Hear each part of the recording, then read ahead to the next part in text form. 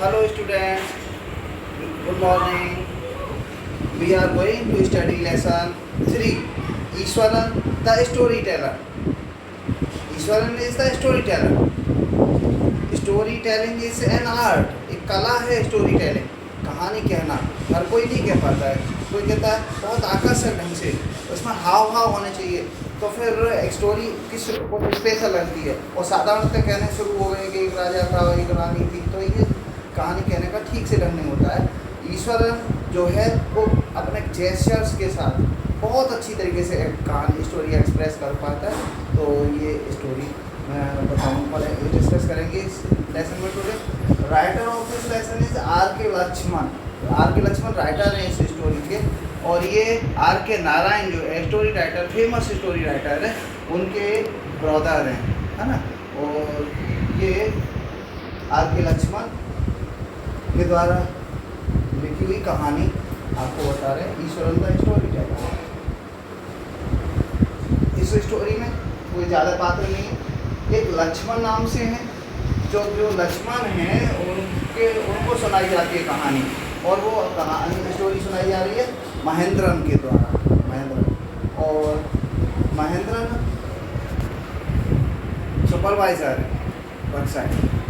यहाँ पर ये देख रेख इनकी रहती है. सुपरवाइज़र कई कंपनियों, कई जैसे डैम्स बनते हैं, बांध, पुल और बहुत सारी चीज़ें बनती हैं, उनमें सुपरवाइज़र भेजते हैं, तो देख रेख रहती है, इनकी जान आना पड़ता है. तो ये महेंद्रा में, और स्टोरी टेलर ईश्वरन और गणेश, यही है कैरेक्टर है. स्टोरी में आपको बताया जा रहा है. स्टार्टिंग होती है स्टोरी. महेंद्र बताता है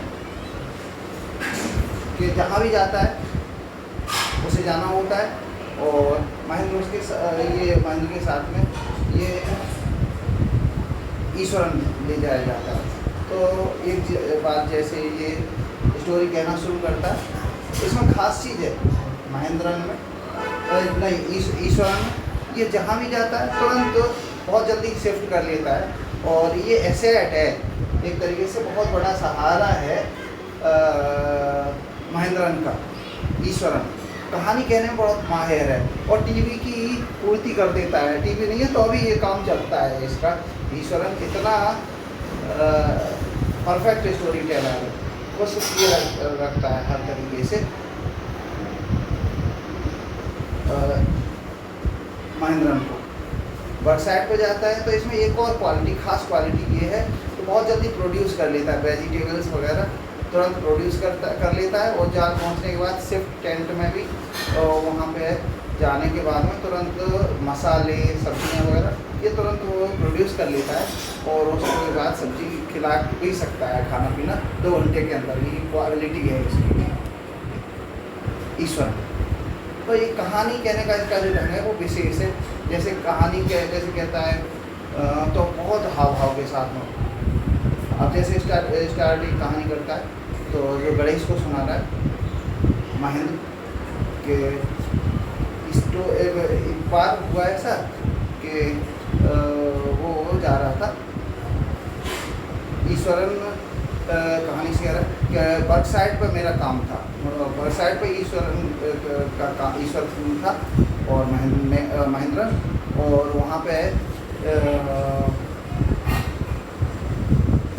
लॉग्स, लट्ठे काटे जाते थे. इमारती लकड़ी बहुत सारी होती थी, और इमारती लकड़ी काट काट के रखी जाती थी. हाथी उसमें लगाए गए थे उस काम में, वर्क साइड पर. तो हाथी उसे रखते थे, तो हाथी रखते थे लट्ठों को, उस पर लात काटते थे, लोडिंग का काम करते थे. तो ये बात पहले ईश्वर का कहने का ढंग इस तरीके से था. जैसे एक उदाहरण के लिए वो कहे कि एक पेड़ था, तो देयर वाज एनॉर्मस ट्री, बहुत विशाल पेड़ था, लाइंग लाइक ए बीस्ट, पशु की तरह पड़ा हुआ था. आई वाज शॉक्ड, मैं आश्चर्यचकित हो गया. I was about to return just then, मैं लौटने ही वाला था, ठीक तभी मेरी नज़र, मैंने देखा कि ये कोई विशाल जानवर नहीं था, भूत नहीं था. मुझे लग रहा था ये भूत है, लेकिन ये कोई भूत नहीं था, ये एक विशाल पेड़ था जो पड़ा हुआ था रास्ते में. तो फिर मैं रुका और फिर देखा कि हाथी मतलब इनको लाद करके महावत भी जो बहुत बड़ा जब कोई हाथी नाराज़ हो जाता है, एलिफेंट कोई एंग्री हो जाता है, तो फिर ये उसे कंट्रोल करना बहुत मुश्किल हो जाता है, इतना मुश्किल हो जाता है, बहुत ज़्यादा दिक्कत होती है। तो हुआ ऐसा कि एक बार मैं वहाँ पे था और वन साइड पर ईश्वरन कहता है कि वन साइड पे था और हाथी मैं उस समय क्लास 8th में पढ़ता था, ईश्वरन के द्वारा कही गई कहानी है। तो 8th क्लास में पढ़ता था और हाथी एक पागल हो गया था और वो तो भागा आया। जैसे ही आया तो बच्चे, मैं स्कूल में था, टीचर वो सब लोग वहाँ पे पेड़ों पे अपनी बिल्डिंग पे चढ़ गए अपने आप को बचाने के लिए। इस तरीके से आ रहा था जैसे कि पेड़ों को उखाड़ता पटकता, बिल्डिंग को मतलब गिराता हुआ चला रहा था, दीवारों को। वो विशाल angry he was in a very angry mood. मैं बच्चे सब डर के मारे भाग गए, टीचर भी भाग गए, ऊपर चढ़ गए। तो मैंने देखा कि ये इतना नाराज़ है और ये कुछ बहुत ज़्यादा क़यामत ढा देगा। तो मैंने एक टीचर के हाथ से एक छड़ी झटकी, I grabbed a stick from the hands of teacher and ran and I saw towards the beast was with red eyes, आंखों लाल आंखों के साथ था और सो एंग्री ट्रम्पेटिंग कहा रहा था with स्ट्रंक of fire angry red eyes with red eyes. Then I saw, I snatched a stick from my teacher's hand and एक टीचर के हैंड से एक छड़ी छीन ली और मैं आया हाथी की तरफ और हाथी the elephant was seeing with me with red eyes। हाथी मुझे लाल आंखों से देख रहा था और मैंने तुरंत लपक करके मैंने उसके थर्ड टोनेल पर, हाथी के पर, I grabbed the stick, I hit the third toenail of the elephant and in 1 or 2 minutes the elephant fell down. Elephant fell down on the ground. It was unconscious and it lay there. It lay unconscious for some time and the veterinary doctor was summoned and after 2 days the Mahavat took it from there. That was the condition of the elephant. Everybody was stunned, hypnotized. Everybody was by seeing this, seeing me, how I dared to control the elephant. Somebody asked me, and at this time he says, I'm going to burn the stove जलाने जा रहा हूँ।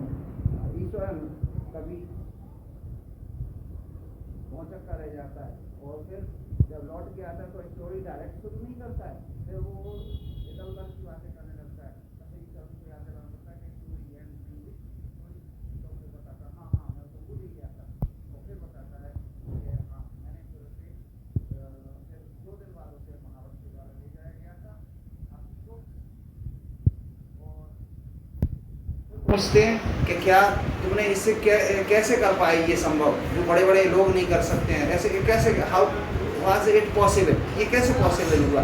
तो then Iswaran tells, I have to, it has to do with judo, karate और तिशु। ये judo karate वाली Japanese art है, इससे कुछ लेना देना है। और and this by this art I fell the beast unconscious. Okay, this is part 1 and later in part 2 we will discuss the next part, next story. Okay, thank you. Bye.